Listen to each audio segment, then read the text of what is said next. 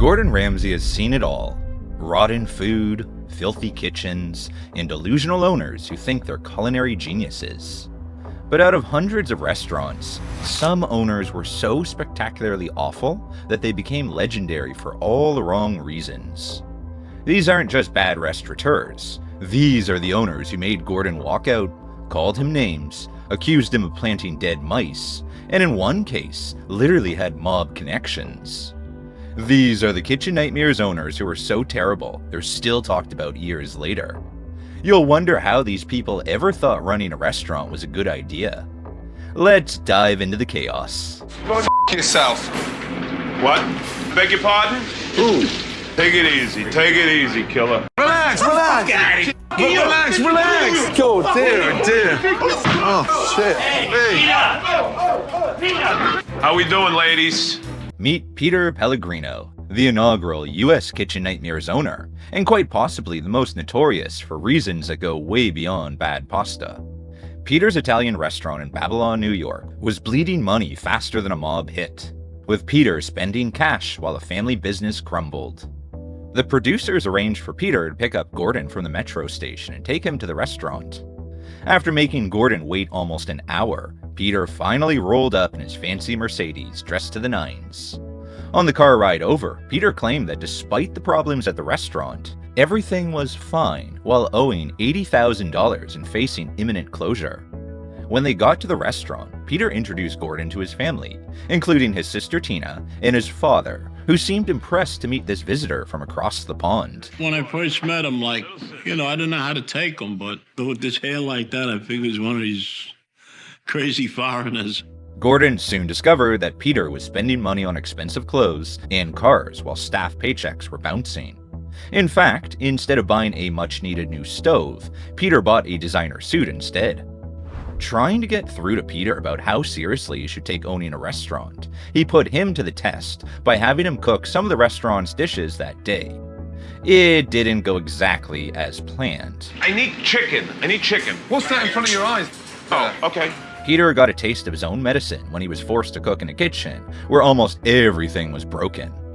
However, things got even uglier when debt collectors showed up during filming, causing Peter to fly into a fit of rage. Hey, come on, stop! Get the f*** out of here! Stop! Come on, you fake f***ing gangster!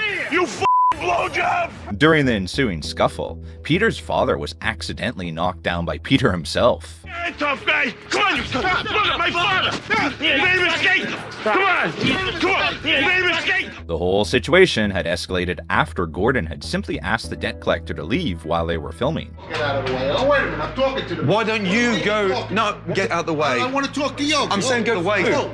Once the scuffle was over, the entire staff, including Gordon, did everything they could to calm Peter down. Sensing that Peter needed a break, Gordon suggested the two of them go for a walk.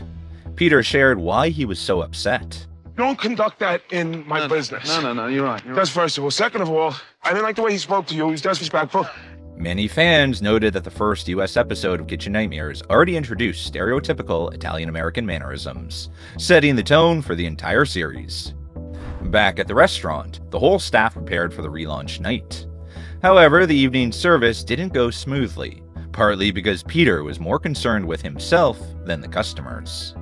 This was evident when he started eating baked clams that were meant for a customer instead. Meanwhile, the customer who was supposed to receive the dish was growing impatient, forcing the waiter to deal with it. Guys, should I come back next week for the baked clams? Should I go down the block for the other restaurant? When another table didn't receive their food, Peter blamed one of the waitresses, even though it wasn't her section, which ultimately left the poor girl in tears. As the disastrous relaunch night came to a close, Gordon brought Peter and the rest of the staff together for a debrief to discuss what went wrong. All the blame was squarely on Peter's shoulders. You're f***ing walking around this place, eating away. I understand, but right now we're not in a situation, money-wise, to fix it. Well, f*** me, what's the time? The look on the chef's face when he sees his boss getting called out by Ramsay always gets me.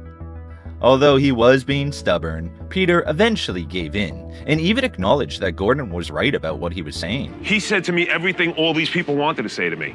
So maybe Gordon's right. You know what? I'm not going to say maybe Gordon's right. Gordon is right. Once Peter agreed to change his approach, the team pressed on with relaunching the restaurant under a family-friendly concept, and things began to improve at the restaurant. In the end, Peter had nothing but respect for Gordon. My first son is going to be named after Gordon Ramsay Pellegrino. $3,000 for all that extra material. Take care. But here's where things take a darker turn. Peter allegedly had ties to the Bonanno crime family. If you're interested in the story behind it, I suggest watching my full recap video about Peter's Italian Bistro. It covers the entire episode and what occurred after the cameras stopped rolling. My son has a great deal of resentment towards me, and I don't know why. When Gordon Ramsay walked into Burger Kitchen in West Hollywood in August 2011, it looked like just another failing family restaurant. Allan and Jen Saffron, along with their son Daniel, had been running the burger joint since 2010, and it was hemorrhaging money. They were losing $5,000 to $6,000 per month, had burned through 10 chefs in 16 months, and were getting destroyed in online reviews.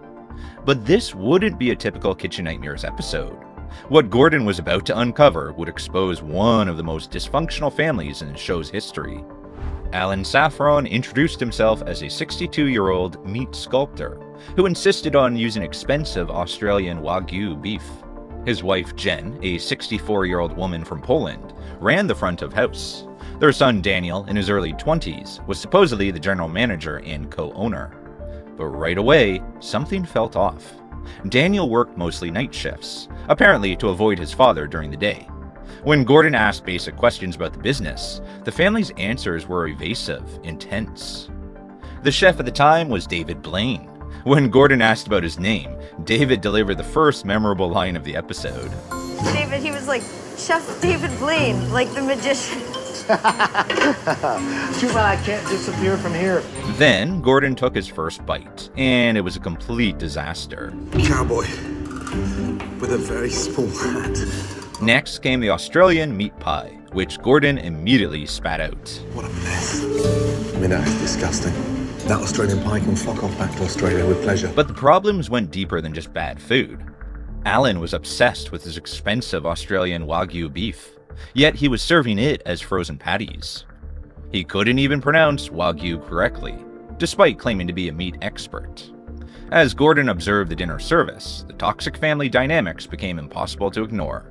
Daniel seemed completely powerless, despite supposedly being a co-owner. When Gordon asked him about his role in the business, Daniel's response was telling. This is nothing. This is toilet paper. The parents treated their adult son like a child, making all decisions without consulting him. Allan was controlling and dismissive, while Jen showed classic toxic behavior, blaming everyone else for problems while taking zero responsibility.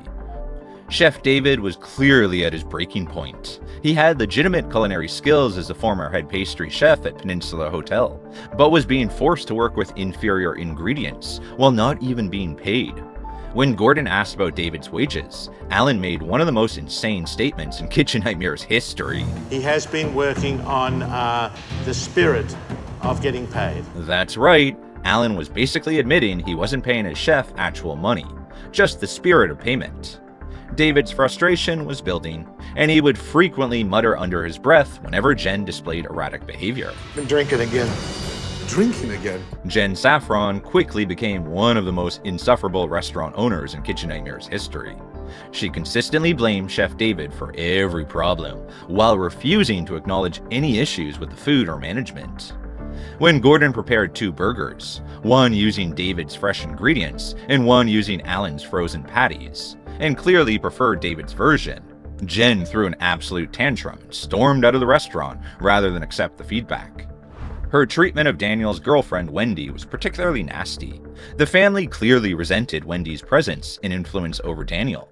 When Wendy tried to defend Daniel during one of the many family arguments, Jen snapped. Excuse me, Wendy, you don't have a right to be cruel. The irony was hard to miss. Jen had been cruel throughout the entire episode, sleeping through customer meetings, faking illness to avoid criticism, and constantly playing the victim. But when called out, she did this. Wendy, why are I you have so to. nasty? I have to. Things got even worse when Gordon brought in actual customers to confront the family about their terrible experiences. What is that strong taste that I'm tasting? After dealing with Jen's erratic behavior and constant blame shifting, David had had enough. And David, for the record, I'm not on Prozac, dear. But for the record, you should be. As Gordon dug deeper into the business structure, a horrifying truth emerged about how Burger Kitchen had been funded. Daniel had inherited $1 million from his grandfather, but Allan had taken $250,000 of that money without Daniel's knowledge or permission to open the restaurant. When confronted about this theft, Allan showed zero remorse and casually admitted he was planning to take even more. I kind of forced him into it by taking his money. And then, in the very next breath, with absolutely no self-awareness, My son has a great deal of resentment towards me, and I don't know why. some comedy truly writes itself. Daniel's emotional response revealed the depth of the trauma. He broke down in tears outside the restaurant, telling Gordon, You're the only reason I'm staying here, I'm telling you. despite being robbed of $250,000, Daniel still felt obligated to help his father. Daniel may have been dragged into the business, but right now, he's the only one who can save it. As Gordon investigated further, an even darker story emerged. Allan wasn't just a failed businessman. He came from a criminal family. His father, Abraham, Abe Saffron, was one of Australia's most notorious crime bosses, known as Mr. Sin. Allan had actually written a memoir called Gentle Satan, My Father, Abe Saffron, about his abusive childhood. His father had forced him as a child to count money from brothels and illegal businesses, while treating him with ruthless authority. The way you describe your father, it's exactly the way Daniel would describe you, and I'm sorry to tell you this. When Gordon pointed out this connection, Allan read about Allan's father's behavior and said this. To think that a father would do that to his own son is beyond shocking. These words were being spoken by a man who had stolen $250,000 from his own son. Throughout this nightmare, Daniel's girlfriend Wendy emerged as his only source of sanity and protection. She defended him against his parents' manipulation and made it clear to the family. You get paid, he doesn't. Wendy, There's no cash in the cash register. The dysfunction finally reached its breaking point during dinner service.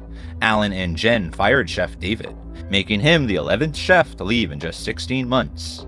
When David returned to demand his unpaid wages of $1,000, the family claimed they couldn't afford to pay him. Burger Kitchen is managed by a dysfunctional family. But he wasn't done yet. David's final words to them captured months of frustration. Suck on this burger, Jen. And you too, Allan. The tragedy was that David was actually talented. When Gordon allowed him to use fresh ingredients instead of Allan's frozen patties, his redemption burger earned a 9 out of 10 rating. Getting fired from that hellhole was the best thing that ever happened to him. The episodes ended with Gordon's typical makeover. He renovated the restaurant, simplified the menu, and put Daniel in charge as acting owner. The family appeared to reconcile, with Allan apologizing to Daniel for his behavior. But this happy ending was not as it seemed. Within days of filming and wrapping, Burger Kitchen abandoned all of Gordon's changes. They went back to the old menu, the same dysfunctional management, and the same family conflicts. The restaurant closed permanently in February 2012, just 4 months after the episodes aired. Allan died of a heart attack in April 2020 at age 71. Despite years of conflict, his obituary revealed that the family had eventually reconciled. Jen is still alive but maintains an extremely low profile. Daniel and Wendy are still together and they have a daughter. They've built a private, stable life away from the toxic family dynamics that destroyed the restaurant. Chef David went on to success after leaving Burger Kitchen, and as of the last update, works at the Mission Inn Hotel and Spa in Fresno. The criminal family legacy continued in other ways. Allan's other son, David Gilbert Saffron, was later charged with cryptocurrency fraud in a scheme that defrauded victims of over $25 million. But if you think this is messy, wait until you meet a restaurant owner who treated her business like a hobby and her customers like an inconvenience while living off of daddy's money in the heart of Paris. The story of Piccolo Teatro reads like a cautionary tale about what happens when someone with zero work ethic tries to run a restaurant in one of the world's most demanding food cities. Rachel, a feisty Scottish former waitress, had somehow convinced herself that opening a vegetarian bistro in the heart of meat-loving France was a brilliant business strategy. She bought this tiny Parisian restaurant 3 years before Gordon's arrival, funded entirely by her father's money, and proceeded to run it like the world's most expensive hobby. Rachel's approach to restaurant ownership redefined the concept of absenteeism. Every single day, she would stroll into her own establishment over 40 minutes late, as if punctuality was just a suggestion rather than a basic requirement of running a business. But her tardiness was nothing compared to what happened once she actually showed up. Rachel would refuse to lift a finger in her own restaurant, leaving Gordon to essentially become the de facto manager, while she treated the whole operation like an expensive social club, funded by Daddy's deep pockets. If you're going to open a restaurant, don't play at it, work at it. The head chef was even worse. This supposed professional would take a mind-boggling 20 minutes to prepare 2 simple salads, while customers piled up and orders backed up to ridiculous levels. As the pressure mounted, and Gordon tried to maintain some semblance of order in this tiny kitchen, the situation took a terrifying turn. The head chef completely lost his mind, actually swinging a knife around in the cramped space like some sort of culinary lunatic, refusing to leave his post until Gordon was forced to physically drag him out onto the Parisian street. There's a pan here burning, I'm trying to change the pan for him and he's just telling him to leave it there. What made this episode particularly unusual was the toxic atmosphere that Rachel and her friend Stephanie created around Gordon's efforts to help. Typically, Gordon gets along well with restaurant staff because they recognize he's trying to save their jobs. But in this case, even Stephanie turned hostile. Instead of supporting the world-renowned chef who was trying to save their sinking ship, both women created an environment where Gordon faced resistance from every single angle. It started off as a disaster. Rachel better appreciate this. I don't even work this hard in my own restaurant. The staff painted a crystal clear picture of Rachel's work philosophy. She treated the entire business like an expensive hobby, more interested in late-night Parisian partying than the boring responsibilities of actually managing a restaurant. This party-first attitude explained everything Gordon discovered during his investigation. Rotten vegetables that should have been thrown away weeks ago, pans coated with slime that suggested they hadn't been properly cleaned in months, and a general level of neglect that would have shut down most establishments. Rachel used to be the waitress here, and what's crystal clear is that she's still acting like one. By the end of the episode, Rachel found herself completely alone in the kitchen, tearfully promising to change her ways as she struggled to cook simple dishes. It was a fitting image, a hot mess in a tiny kitchen, finally forced to wake up from her bohemian dream and face the reality that restaurants require actual work. But Rachel's abandonment of responsibility was nothing compared to her next owner, who turned arrogance into an Olympic sport and made Gordon question his own sanity in the process. Owners David, Brian, and Greg had started what was supposed to be a main seafood restaurant, but by the time Kitchen Nightmares came calling in 2008, their partnership had devolved into such dysfunction that they scheduled their time at the restaurant to avoid each other entirely. The business was drowning in $250,000 worth of debt, desperately in need of someone to rock the boat and restore order. The problem started when we started to run low on money. David made his entrance like he was auditioning for a role as a villain. From the moment he came through the door, it was obvious he was convinced he was God's gift to the restaurant business, despite all evidence pointing in the opposite direction at the Black Pearl. Standing there with your big long coat and your sunglasses, looking like proud cock. That was it. Gordon's first impression perfectly captured the absurd situation he was walking into. A restaurant run by 3 passionate owners, no chance. Basically, in a nutshell, sleepy, dopey, and grumpy. Who am I? Snow White? When Gordon began investigating the restaurant's signature offerings, he discovered a deception so blatant it took everyone's breath away. This main seafood restaurant was serving lobster rolls made with cheap Canadian lobsters, while charging premium Maine prices. When Gordon confronted David about this, instead of showing any shame or remorse, David started making excuses. Same waters, North Atlantic waters. During a staff meeting where Gordon tried to address the restaurant's problems, the tensions between Gordon and David reached unimaginable heights. You're so full of shit, you'd make a great politician, you know that. How have I been lying to you, Gordy? How? Tell me. Gordy? Yeah, how? As if using a nickname would somehow diminish Gordon's authority and expertise. He dismissed every single critique with the kind of smug confidence that only comes from complete disconnection from reality. The clash between David and Gordon became Kitchen Nightmare's legend. David's arrogance led him to reject every concern, sabotage himself, and act superior, even as his restaurant collapsed. By the end of the episode, Gordon had reached his limit with David's toxic presence. This restaurant has every chance of succeeding, but not while you are in it. Because you're not passionate. You're soulless. But even that devastating critique didn't capture Gordon's true feelings about David.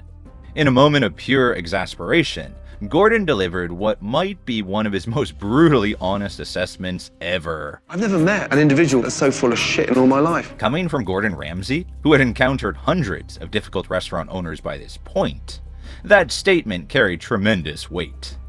David had managed to distinguish himself as uniquely awful, even in a field crowded with delusional business owners. But while David's arrogance was infuriating, our next owner took toxicity to such disturbing levels that Gordon had to recommend therapy for the first time in Kitchen Nightmare's history. Sometimes, the real horror in a failing restaurant isn't the rotting food or the filthy kitchen, it's the owner himself. Chris transformed what should have been a cozy neighborhood cafe into an abusive nightmare that left everyone involved traumatized. Working alongside his fiancée, Tess, Chris created such a toxic environment that the entire production crew was visibly shaken by what they had witnessed. Oh my God! What's going on there? He's behind and he's not having a good time. The most disturbing scene showed Chris towering over Tess, his face contorted with rage as he screamed at her to shut up while she fought back tears. The verbal abuse was so intense and so constant that it created an atmosphere of fear throughout the entire restaurant. I do not have any control of it. Of course you don't. Who would have control over their domain and where they work? Gordon, who had seen every kind of restaurant dysfunction imaginable, was genuinely shocked by the level of toxicity. I've been to thousands of restaurants in my life, but I've never been to a restaurant as toxic as this. But the psychological abuse wasn't the only health hazard Chris brought to his restaurant. In one particularly disgusting scene, cameras caught Chris literally spreading his germs over dishes destined for paying customers. For the first time in Kitchen Nightmare's history, Gordon felt compelled to recommend therapy, telling Chris directly that he needed professional help to address his behavior. The restaurant had actually been sold before the episode even aired, which only added weight to their decision to prioritize their relationship over a business that was clearly destroying them both. But toxic behavior and health violations were just the tip of the iceberg. This owner took delusion so far that he literally walked away from his own restaurants. Sebastian de Modica lived in a world of his own making, one so far removed from reality that it was almost unbelievable. He ran a single failing pizzeria, but spoke as if he was on the edge of launching a worldwide chain. From the moment he bragged about his expansion plans, it was clear he had no idea how much trouble his restaurant was actually in. I would love to franchise this and have a Sebastian's all over the world. Oh my God. Just think how that sounds. Sebastian's all over the world. That makes me excited. You haven't got one right so far. How the can you think about two? His menu was another problem. It was so confusing it needed long explanations, and the odd flavor mixes only made things worse. The pizza itself was poor, leaving customers disappointed. But in Sebastian's warped worldview, complexity equaled sophistication, and he genuinely believed his convoluted system was a key to restaurant success. When Gordon started systematically tearing apart Sebastian's ridiculous approach to running a pizzeria, Sebastian made the mistake of thinking he had won some sort of debate. He prematurely celebrated like a child who had just beaten an adult at checkers. Woo! I think I won that one. His biggest mistake was celebrating too early. He acted as if beating Gordon Ramsay in an argument mattered more than running a successful restaurant, proving he never understood what really counted. But Gordon wasn't finished delivering his reality check. Listen, big boy, right now you've won jack shit.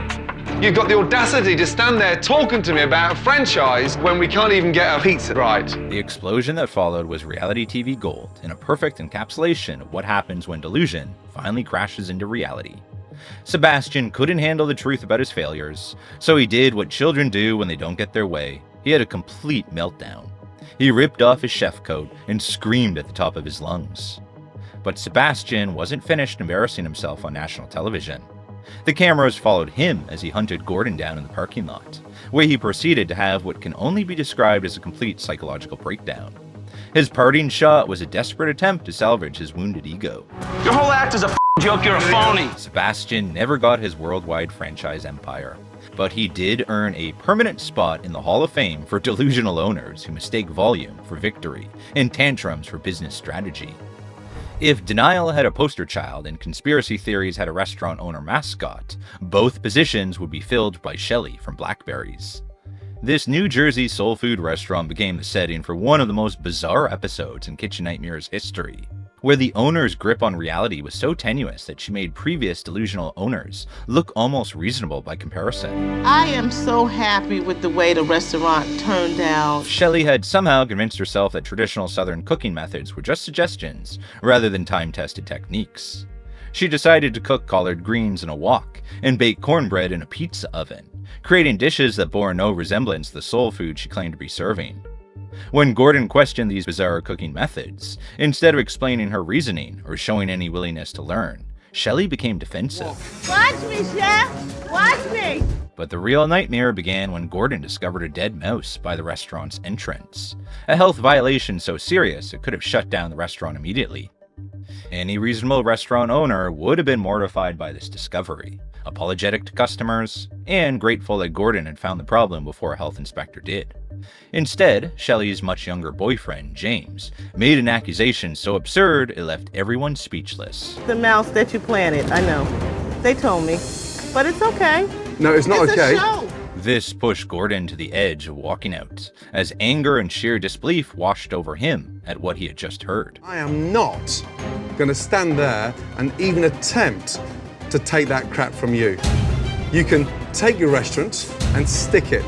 I am gone. I'm out of it. Instead of trying to salvage the situation, or distance herself from James's conspiracy theory, she doubled down on the insanity and made a decision that will live in Kitchen Nightmares' infamy forever. You out of here, I'm out of here.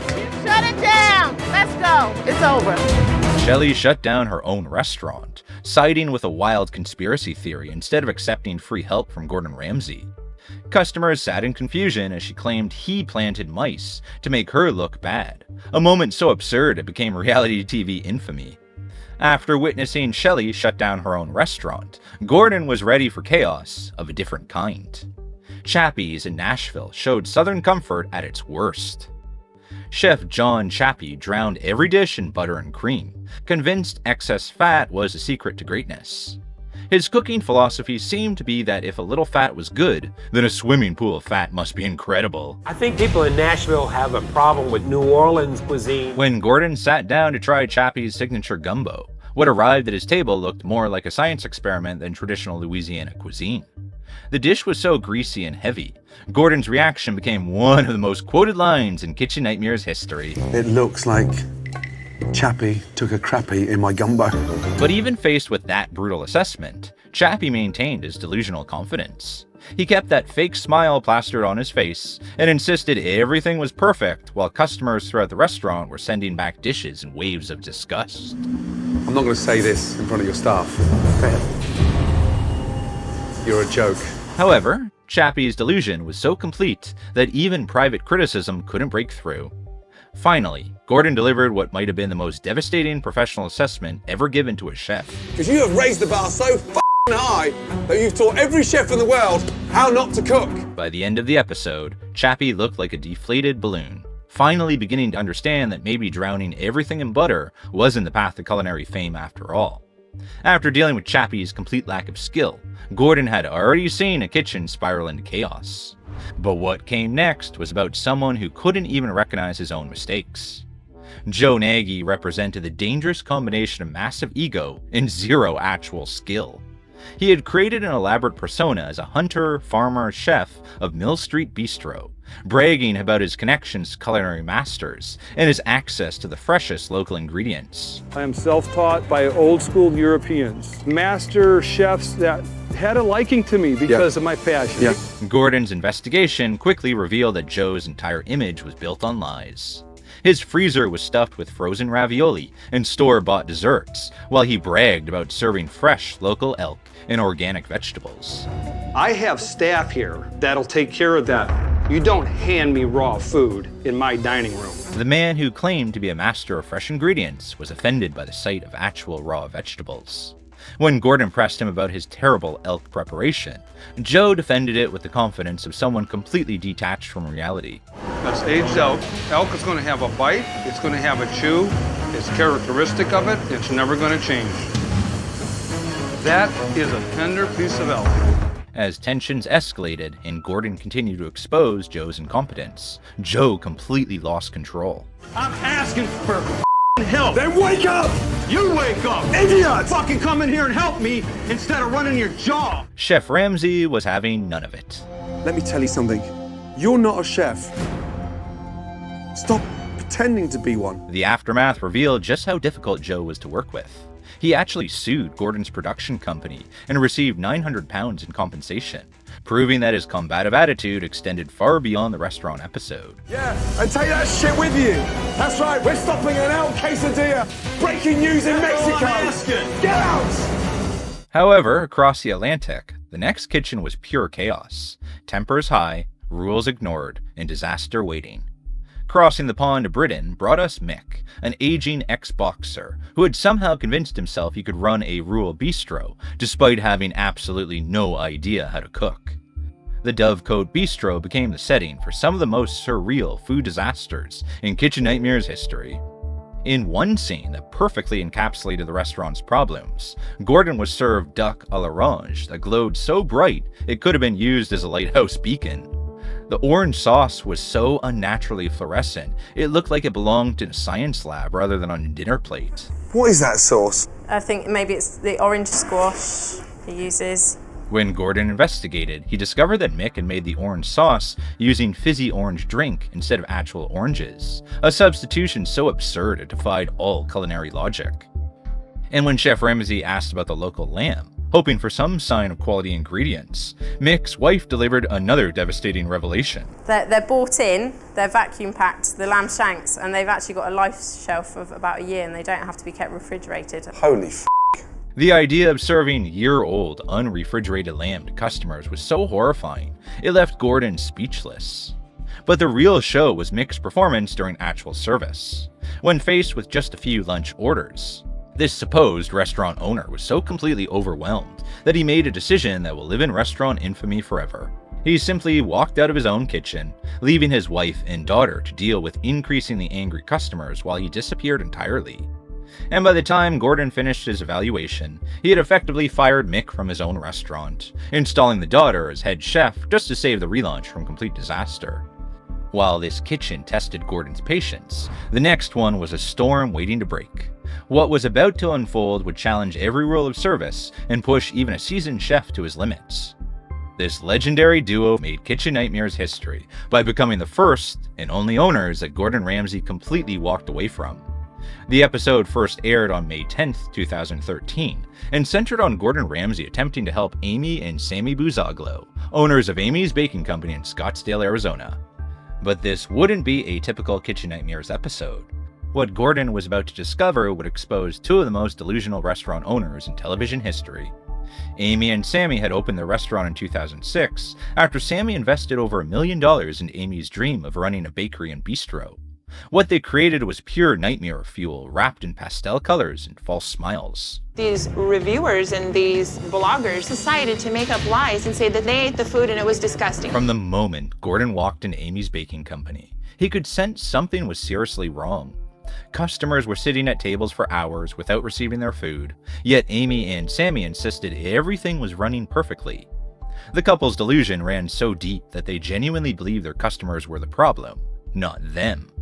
When one customer complained about waiting an excess amount of time for a simple pizza, Samy completely exploded in a fit of rage and shocked everyone in the restaurant. You want to wait, you wait. You don't want to pay what did you have and you f*** up from here. Amy also joined the attack, hurling insults that confused customers who just wanted their dinner. You motherfuckers, you all think that you can come in here and say these things. Are you kidding me? But the real horror came when Gordon discovered that Amy and Samy had been systemically stealing their servers' tips, a practice that's not just morally reprehensible, but actually illegal in most places. When confronted about this theft from their own employees, Samy tried to intimidate the world-famous chef with one of the most ridiculous tough guy acts ever captured on television. Well then f*** answer my question. Then answer my question. The couple's grip on reality was so loose that they defended every single terrible decision they made. Amy insisted her food was perfect, while customers sent back dish after dish. They claimed their service was excellent, while people walked out in frustration. They justified stealing tips by saying they deserved the money more than their hardworking staff. After enduring hours of complete denial, delusion, and dysfunction, Gordon finally reached his breaking point. In Kitchen Nightmares history, this moment stands as the only time Gordon Ramsay admitted complete defeat. Well, it's finally happened. After almost 100 kitchen nightmares, I've met 2 owners who I could not help. The aftermath was equally insane. Amy and Samy later appeared on Dr. Phil, where they doubled down on their delusions by claiming that all the dissatisfied customers shown in the episode were actually paid actors hired by the production company. They lived in a complete fantasy world where everyone else was wrong and they were the victims of some elaborate conspiracy. When Gordon Ramsay himself gives up on you without even attempting to fix your restaurant, you know you've reached a special level of hopelessness. Amy and Samy not only fail, but they make failure into an art form. But if you think verbal explosions are bad, wait until you meet our next owner, who took Confrontation to an entirely different level. Providence, Rhode Island gave us one of Kitchen Nightmares' most explosive confrontations when Cabral decided to go toe-to-toe with Gordon Ramsay himself. In 2005, 2 friends, Abby and Rico, bought a restaurant, Down City, in their hometown of Providence, the state capital of Rhode Island. But by the time Gordon arrived, their friendship and their business were both falling apart. At first glance, Abby seemed like a confident, no-nonsense businesswoman who knew exactly how to run her establishment.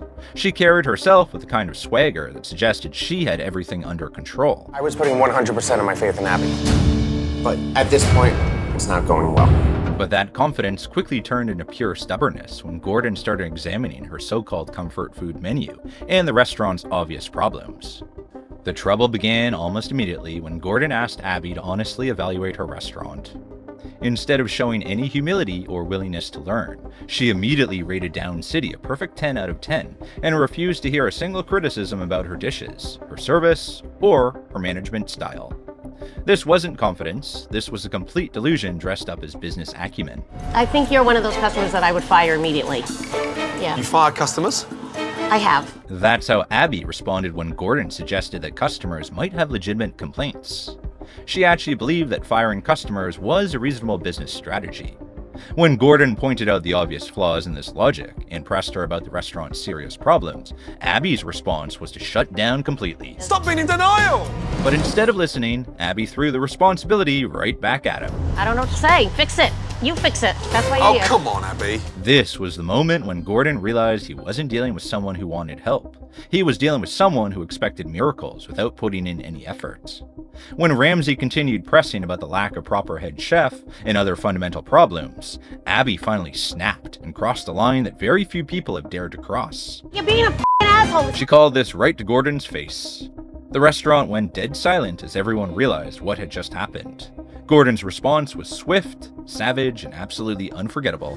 You stuck-up precious little bitch! He roared the words while standing inches from her face, her voice echoing through the entire restaurant. But Abby wasn't backing down. Instead of apologizing or trying to de-escalate, she doubled down on her aggression. You're a disgrace to this industry. You get out of my restaurant. She screamed while flipping him the bird, creating one of the most intense confrontations in Kitchen Nightmares history. The initial taping stands out as particularly interesting due to the foul mouth and abrasive nature of one of the owners. For several minutes, Abby and Gordon stood face to face, matching curse word for curse word in an epic battle of wills. Eventually, the reality of the situation hit Abby and she broke down, finally apologizing and admitting that her behavior was completely out of line. I've had failure in my life, but one thing I'm not in is denial, and when I do make a mistake, I admit it. But the damage was done. She had shown her true colors as someone who believed that aggression and stubbornness were substitutes for actual leadership and business knowledge. As of 2021, Abby was employed as a personal trainer at a gym, which had locations in Rhode Island and nearby. Perhaps she learned that screaming at people works better in a fitness setting than in fine dining. For Kitchen Nightmares fans, the image of Abby and Gordon going toe-to-toe, F word for F word, remains one of the most unforgettable moments in the show's history. She proved that sometimes the worst restaurant owners aren't just bad at business, they're bad at being decent human beings. However, explosive tempers aren't the only form of delusion. Sometimes the worst owners are the ones who live in complete denial about their own incompetence, like our next chef who thought he was running a world-class establishment. If arrogance was an Olympic sport, Chef Michael Bar-David from the Secret Garden would have multiple gold medals hanging around his neck. Michel even admits he has a temper. Some of the staff say the place is geared towards older people, with outdated decor. Michel admits he has about $320,000 in debt, but somehow maintained the complete delusion that he was running a world-class French restaurant. Michel can be very, very difficult to work with. The man had spent years serving tired, outdated cuisine in a dining room that looked like it hadn't been updated since the 1980s. The decor was so frilly and over the top that Gordon compared it to walking into a grandmother's living room. But Michel genuinely believed he was operating an upscale, sophisticated establishment that represented the finest in French culinary tradition. It's lazy, it's dirty, and it's just bad. I mean, really crap. The problems at the Secret Garden went far deeper than just outdated decorations. When Gordon began inspecting the kitchen, he discovered conditions that would make a health inspector physically ill. He finds grease all over the place. The fridge is filled with moldy food and maggots. It's disgusting. This wasn't just a dirty kitchen, it was a health hazard disguised as a restaurant. I don't want you to come and tell me everything is our fault. You hate the truth. After forcing the staff to scrub the restaurant clean and remove all traces of grime, mold, and rotting food, Gordon Ramsay introduced a new, refined menu. The extent of the filth suggested that Michel had been completely ignoring basic food safety for an extended period. Despite these absolutely horrifying conditions that could have seriously sickened customers, Michel insisted his food was top-notch gourmet cuisine. He maintained his delusion so strongly that he actually bragged about his supposed accolades to Gordon's face. My food been voted best chef in Ventura County. What? Michel declared this with complete sincerity, apparently unaware that the claim was so ridiculous it made Gordon practically choke on his disbelief. Here was a man serving food prepared in conditions that resembled garbage dump, yet he genuinely believed he deserved culinary recognition. The combination of Michel's arrogance, his complete denial about the state of his restaurant, and his refusal to take any responsibility pushed Gordon to his absolute limit.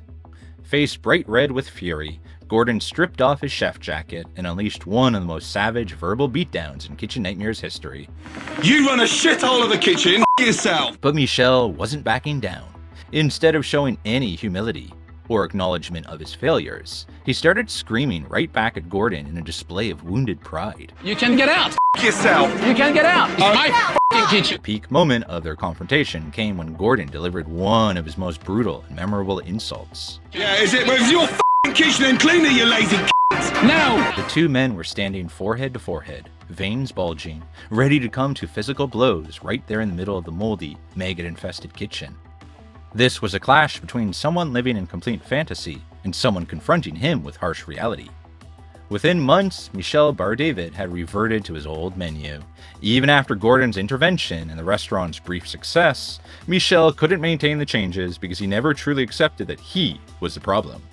The Secret Garden represented the worst kind of restaurant owner, one whose ego was so inflated that he couldn't see the disgusting conditions he was subjecting his customers to.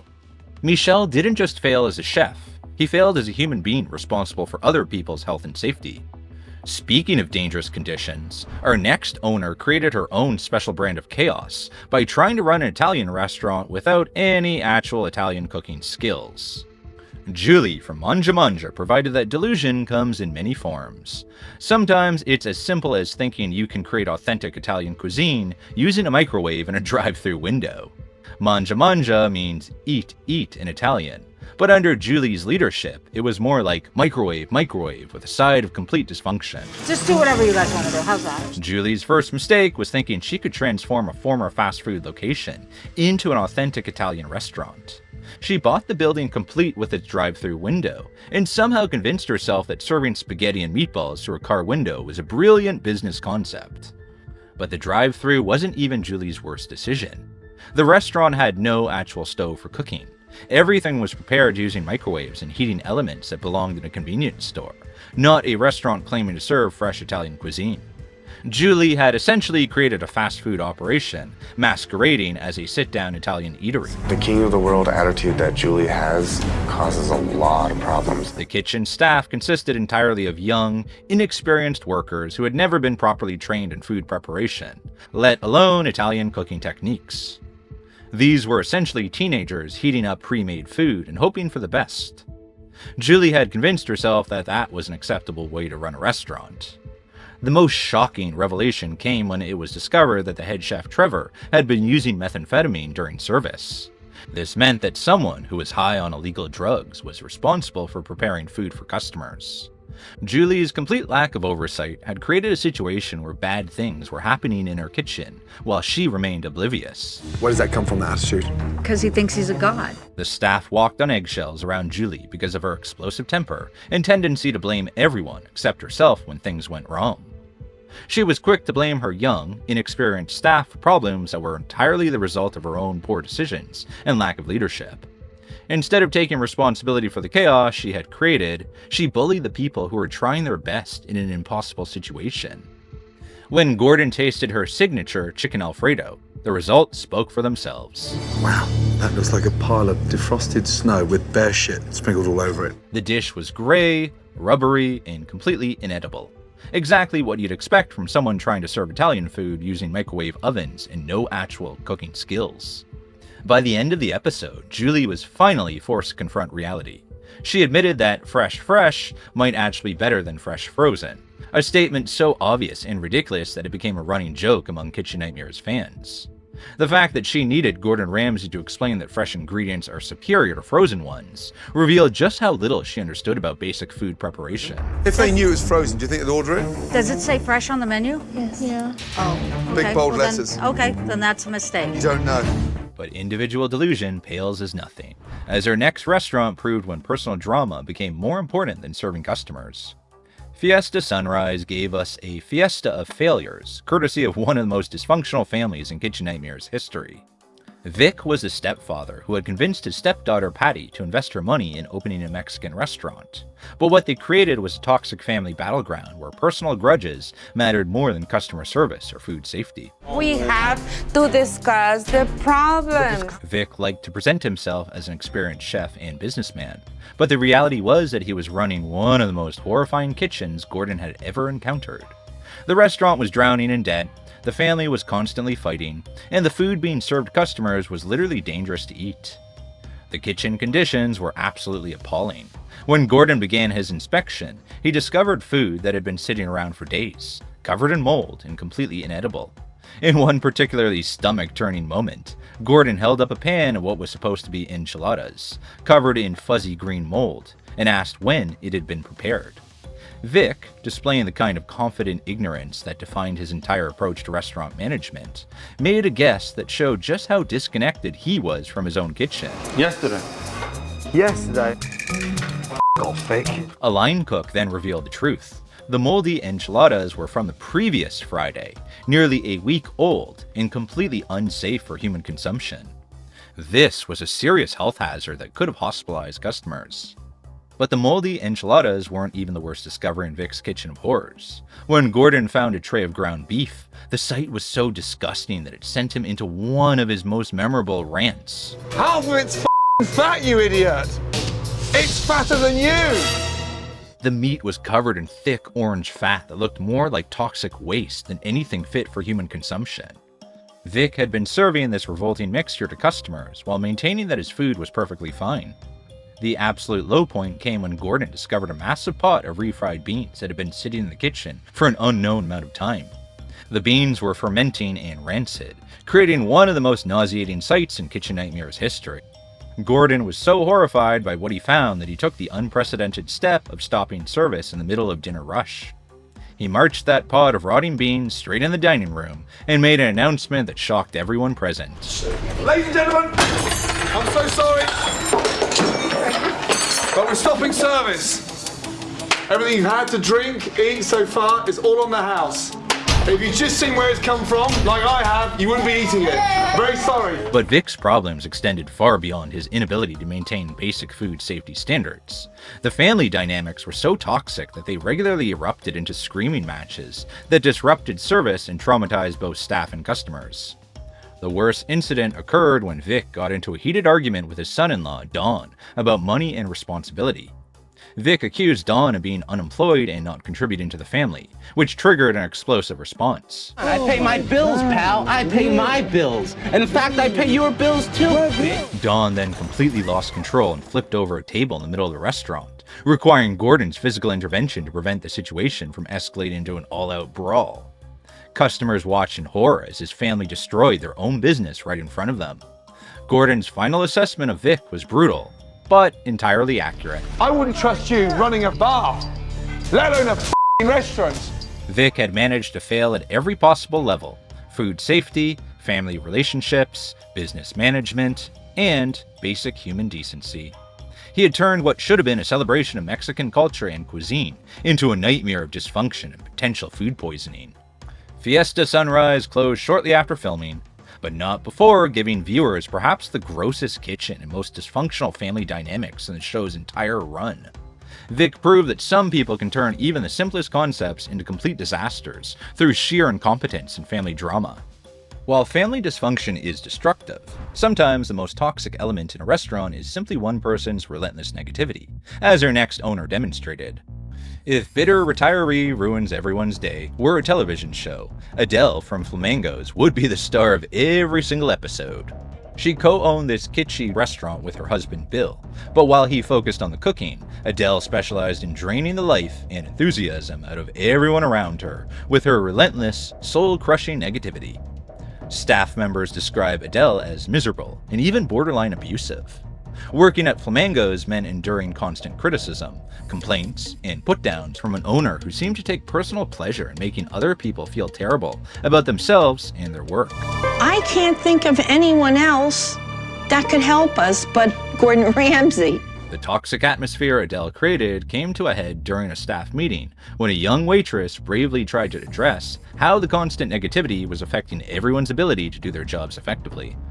Instead of listening to legitimate concerns from her employee, Adele's response was to shut down the conversation in the most dismissive and responsible way possible. Shut your mouth already!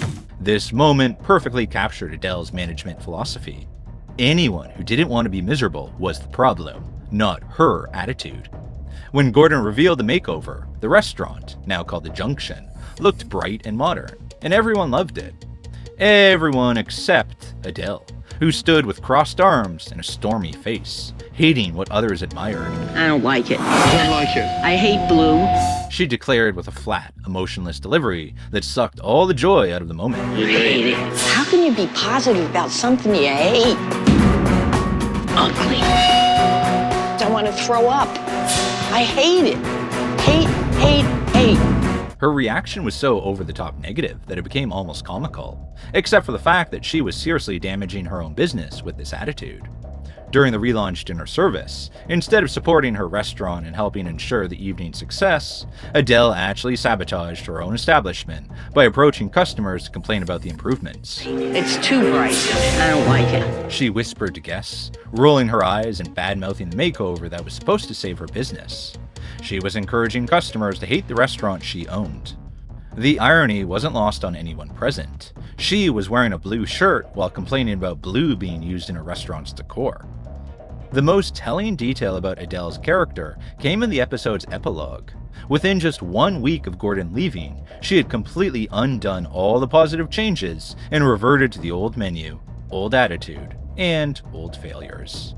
She couldn't even maintain improvements for 7 days because her commitment to negativity was stronger than her desire for success. I'm very upset. I don't like this setup, the decor. Adele proved that sometimes the worst restaurant owners aren't dramatic or explosive. They're the ones who slowly poison everything around them with constant negativity and refusal to embrace any form of positive change. Finally, we come to an owner whose delusion took a different form. One who thought she could own a piece of her city's cultural identity. Denise's nightmare wasn't hiding in her kitchen or buried in financial problems. It was staring back at her from the mirror. As owner of Baltimore's beloved Cafe Hun, she managed to turn an entire city against her through one of the most tone-deaf and culturally insensitive business decisions in Kitchen Nightmares history. The term Hun is deeply embedded in Baltimore's cultural DNA. It's a beloved local term of endearment that represents the warmth, friendliness, and community spirit that defines the city's character. For generations, Baltimore residents have used Hun as a way of showing affection and connection to their neighbors and community. Cafe Hun hugs you when you get here. It's just food, family, and fun. Denise tried to trademark the word Hun, turning a piece of Baltimore's culture into her own profit grab. Now I'm the villain. I'm the bad person. The backlash was instant and intense. Protests crowded the streets, boycotts emptied her restaurant, and local media covered every angle. What was once a symbol of Baltimore pride now looked like corporate greed stealing culture. Inside, Denise's troubles ran deeper. She micromanaged everything, pushing staff to the breaking point. Her need for control meant nothing worked without her. There's one way to do it here, my way. Chef Greg, who was supposed to be running the kitchen, had become so frustrated with working under Denise's constant supervision that he openly called his job a shit show, while smoking behind the restaurant. He said it with a defeated laugh that perfectly captured how soul-crushing it was to work for someone who trusted no one and delegated nothing. The restaurant staff lived in fear of making any decision without Denise's approval, which created a paralyzed work environment where simple tasks became complicated ordeals. She's not helping in the kitchen. She doesn't know what she's doing. The episode's most powerful and emotional moment came when Gordon finally convinced Denise to face the community she had alienated. Standing at a podium in front of an audience that included many of the people who had once supported her restaurant, Denise's voice shook as she made the announcement everyone had been waiting to hear. She finally announced that she was releasing the trademark on Hun and apologized to the city of Baltimore for trying to commercialize their cultural heritage. When she said the word sorry, some people in the crowd actually cheered and wiped away tears. That's how deeply her actions had hurt the community. She pushes everyone around. She's focused on Denise Whiting, and if you don't like it, you're gonna be sorry. The trademark controversy revealed something important about Denise's character. While other terrible restaurant owners on this list failed through incompetence, aggression, or neglect, Denise failed through a fundamental misunderstanding of what hospitality means. She thought she could take something that belonged to everyone and make it exclusively hers. Cafe Hun had originally been successful because it celebrated Baltimore culture and made people feel connected to their community. By trying to trademark Hun, Denise revealed that she saw her customers' cultural identity as nothing more than a business opportunity to be exploited. While Denise didn't throw the explosive tantrums or create the dangerous kitchen conditions that other owners did, her betrayal of community trust proved that sometimes the worst damage comes not from dramatic disasters, but from quiet greed that destroys the very relationships that make a restaurant successful.